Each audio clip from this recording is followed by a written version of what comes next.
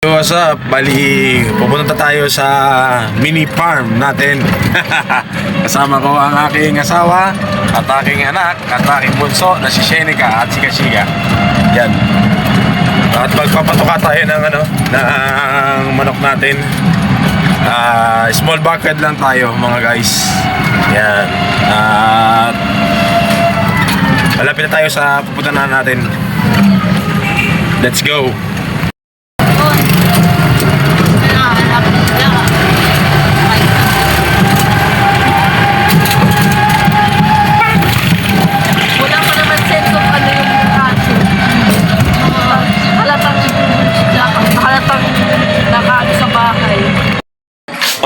Ikaw mag-video sa akin.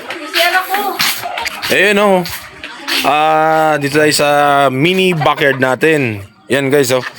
Ito yung mismong mga Maclean hats natin. 3 Maclean hats. Tapos isang sweater. Tapos sa taas ay B-boy. Yan. White Kelso. Yan oh. Yan guys. Ito na yung mga baby stag natin, no? Yan, napaka-quality. Napaka-quality ng baby stag natin. Yan, no? Napaka-quality ng baby stag natin, guys. Napaka-quality. Quality. Baby stag natin, no? Yan. Ang nito ay Bloodline Maclean hats. Ex-Peruvian. Crosses siya sa sweater. Yan mga guys.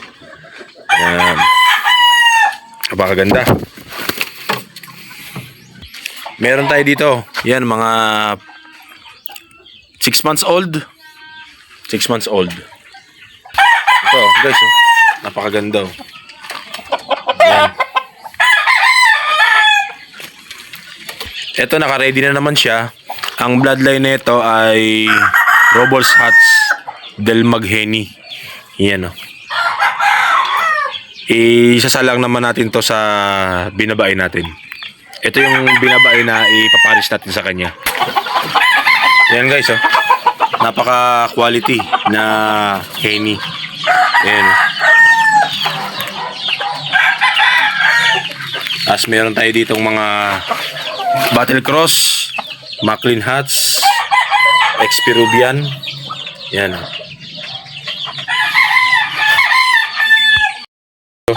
Ganda ng natin, oh.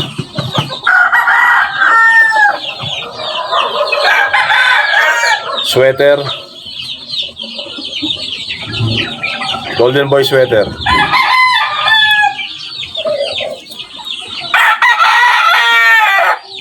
Yan. Nagbigay na tayo kanina ng ng bakuna. Ayan. Nagbigay tayo ng bakuna kanina. Gawin natin ay Bexan. Ayan. 5 months old. 5 months old. Ayan guys. Ganda. Masyado pang mailap kasi bihira natin nahahawakan.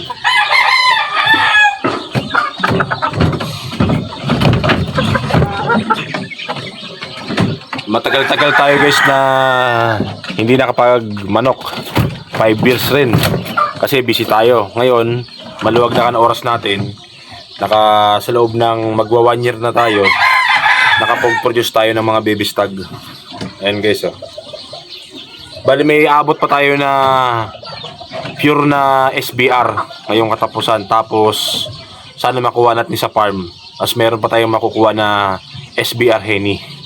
Yan. Ang ngayong 2026, patapos sa 2026, nakapokus ako sa mga Heni. Magpapalabas tayo ng mga Heni, bloodline. Ito mga battle cross na. Ayan oh. Ganda. Maclean hats, Ex-Peruvian Black Knight, normal skin. Ang tatay niya, sweater. Ayan guys oh. Shiw. Ganda. Quality. Yan.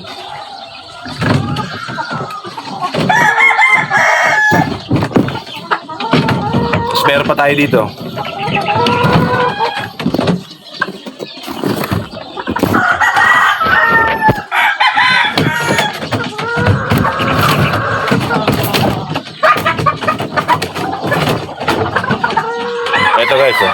Meron pa tayo dito. Yan. Masyadong mahaba yung katawan niya. Ito maganda, guys. So, mahaba ang katawan. Yan.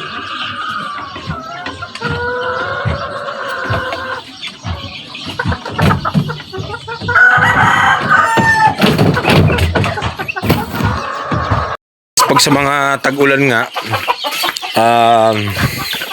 mainam na nagbibigay tayo ng mga vitamina para malakas yung ano.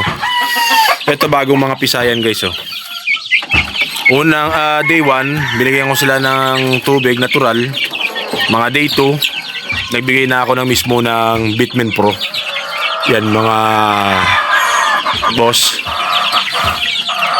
Ayan o. Kaya tingnan nyo naman mga idol natin mga kamanok natin masyadong malulusog yan mga boss Ayan Di pa, ungender pa, di mo pa makikita yung babae at lalaki.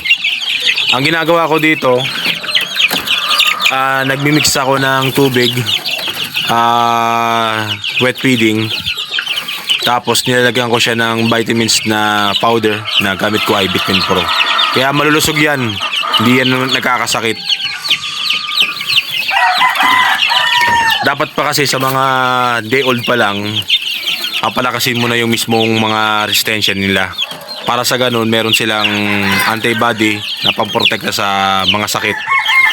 Kasi kung mga karamihan kasi ng mga bucket breeder, ang ginagamit kasi nila sa day 1, yan ang kamalian nila. Nagbibigay agad sila ng unang painom sa mga sisiw, antibiotic na.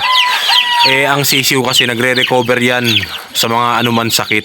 Kaya hindi mo yan kailangan ng bigyan ng antibiotic. Ang kailangan mo lang dyan, vitamins para lumakas ang sa kanilang resistensya. Kaya yan guys, napakalusog niya, napakalusog. Yan, Maliligsi yan guys, maliligsi. Maliligsi yan. Katamtaman lang yung binibigay ko na patuka. Tinan mo, ubos Yan ubos. Ang bloodline naman na ito, Robot Shots Del Magheni. Ayun ganda Mga malulusog yan. Ang bibigat ng mga katawan yan Ayan ang bibigat ng mga katawan. Yan. Ayan mga kabakyard natin, dapat sa pag-aalaga ng sisiw, tutukan mo. Pagkatapos ng feeding, pakain, tanggalin mo na yung mismong patukaan nila. Kasi minsan natataihan nila, nadudumihan, maiinom. Diyan magsisimula, magkakaroon ng mismong sakit ang ating mga manok. Kaya ako palagi ko chine-check. Tinatanggal ko na yung mga patukaan nila. At bukas, kinabukasan, lilinisan mo naman para panibago na naman.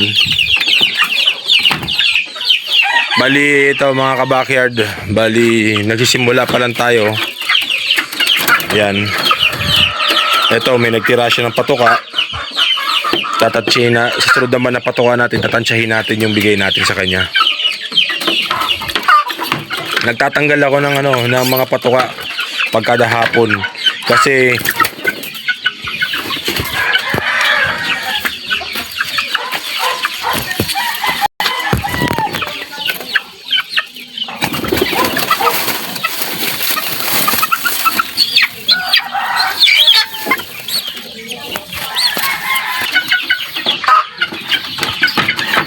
yan guys nagtatanggal ako ng mga patuka kasi pag hindi mo yan tinanggal, tataihan nila yung mga patuka nila. Lalo pag may mga nakababad na tubig, iinom yan. Yan, dyan magsisimula ang mga sakit.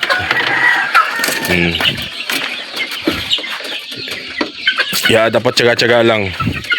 Ito na-produce natin, naiilan, Black Henny. Lahi na nung mismo Ayan napakaganda. Quality. Yan, tanggalin natin yung mga patuka. Oras ay 5:40 PM. Kaya ayan ang mga natin, ka-backyard tayo. Maglalagay pa tayo dito ng mga square pen. Ayusin natin itong backyard natin. At magpaparami tayo ngayon taon. May na nga nakasalang na yan eh. May mga naka-ready na. Ayan Ayan mga backyard, bali pawis na tayo kanina kaya nagpalit tayo ng damit. Kaya maraming salamat pala sa mga nag-subscribe sa akin. Bali mag-start na naman tayo sa pagmamanok tsaka sa pag-breeding natin. At tatalakayin naman natin tungkol sa pag-breeding at sa mga sakit sa manok. Ngayon na naman sa tag-ulan naman. Kaya mga guys, huwag niyo kalimutan na i-share at i-like at subscribe aking YouTube channel para ma-update kayo sa akin sa YouTube video. Yan mga guys. Thank you.